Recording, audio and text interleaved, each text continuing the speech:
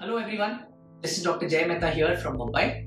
In today's video, we are going to discuss what is the treatment of Asherman syndrome. Asherman syndrome का treatment actual में क्या होता है? देखिए, हमारे previous 3 videos में we've explained Asherman syndrome क्यों होता है, Asherman syndrome के symptoms क्या होते हैं और Asherman syndrome का diagnosis क्या होता है. एक चीज तो एकदम क्लियर है, एशरमैन सिंड्रोम को ट्रीट करने के लिए नेचुरली कोई भी ट्रीटमेंट अवेलेबल नहीं है. कोई डाइट चेंजेस काम नहीं करते, कोई ओरल टैबलेट्स काम नहीं करते, किसी भी प्रकार का इंजेक्शन एशरमैन सिंड्रोम को ट्रीट नहीं कर सकता. एशरमैन सिंड्रोम का ट्रीटमेंट सिर्फ एक होता है, hysteroscopic adhesiolysis done by an absolute expert. ध्यान में रखें, एशरमैन सिंड्रोम में यूट्रस की दोनों वॉल्स एक दूसरे से चिपकने की संभावना बहुत ज्यादा होती है. जब ये वॉल्स चिपक जाती है तभी इनफैक्ट एशरमैन सिंड्रोम डेवलप होता है. एक्सपर्ट सर्जन की जरूरत इसलिए पड़ती है क्योंकि जब सब कुछ चिपका हुआ रहता है तब कौन से प्लेन में सर्जरी करनी, कहां से यूट्रस को अंदर जाके कट करना, ये आइडेंटिफाई करना बहुत मुश्किल होता है. इस चीज के लिए बहुत एक्सपीरियंस लगता है. इस पूरे चीज की सर्जरी हिस्टेरोस्कोपिकली की जाती है. हिस्टेरोस्कोपी वो माध्यम है जहां से कैमरा नीचे से मतलब यूट्रस के माउथ से मतलब सर्विक्स से अंदर डाला जाता है. आपके पेट के ऊपर कोई कट नहीं आता, इंटरनली मतलब वजाइना से वो कैमरा अंदर डाला जाता है और कैमरा डालने के बाद में एडिशंस आइडेंटिफाई कर दिए जाते हैं. ये आइडेंटिफाई होने के बाद में सबसे इंपॉर्टेंट टेक्निक और सबसे इंपॉर्टेंट स्किल ये है कि आप कौन से प्लेन में उसे कट करते हो.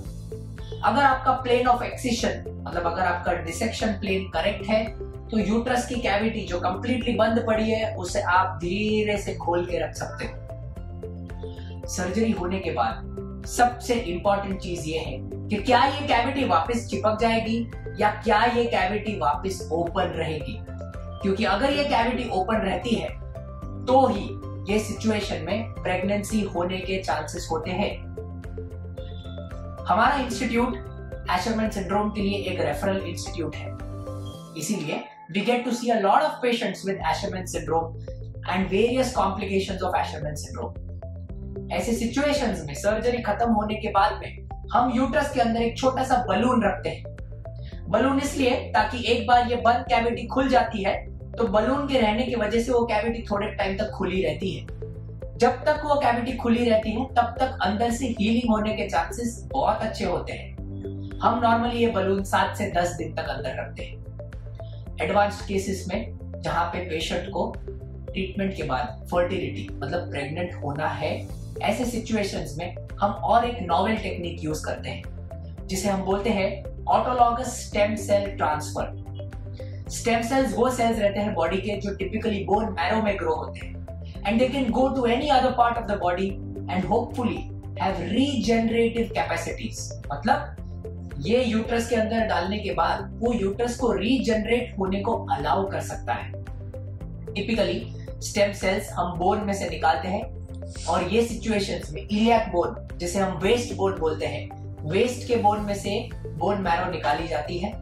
उसका एक प्रोसेसिंग का टेक्निक है और फिर स्टेम सेल आइसोलेट होने के बाद बलून डालने के पहले हम स्टेम सेल्स यूट्रस के अंदर इंजेक्ट कर देते हैं. The results following autologous stem cell transfer post hysteroscopic adhesiolysis are phenomenal. ये सिचुएशंस में बहुत ही बेहतरीन रिजल्ट आने का एक्सपेक्टेशन पेशेंट रख सकता है. बट एक चीज ध्यान में रखना है, क्या ये सर्जरी हर पेशेंट में इक्वली इफेक्टिव है? उसका आंसर है नो. क्या ये सर्जरी करने के बाद क्या हर पेशेंट 100% प्रेग्नेंट हो पाएगा? उसका आंसर है नो. ये सर्जरी करने के बाद तकरीबन 30 से 35% लोगों में ही रिजल्ट का एक्सपेक्टेशन रहता है.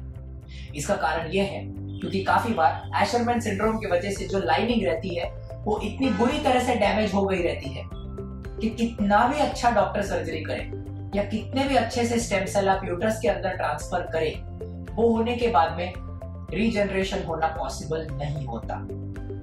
काफी बार ऐसे सिचुएशंस में विमेन को पीरियड्स भी नहीं आते, despite the surgery going nicely, periods आने के चांसेस भी अप्रोक्सीमेटली 30 से 35% ही रहते हैं, क्योंकि डिसीज प्रोसेस एंडोमेट्रियम को कितनी बुरी तरह से अफेक्ट कर चुका है ये प्रेडिक्ट करना सर्जरी के पहले एक हिंट मिल सकती है हमें हमारे 3D अल्ट्रासाउंड पे, और उसकी गारंटी नहीं मिल सकती।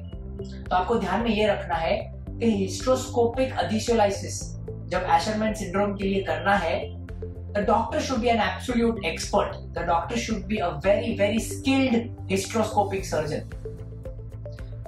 अनस्किल्ड या इनएक्सपीरियंस सर्जन्स के हाथ में इस चीज को लेके काफी कॉम्प्लिकेशंस हो सकते हैं, and most common complication being uterine rupture या यूट्राइन परफोरेशन।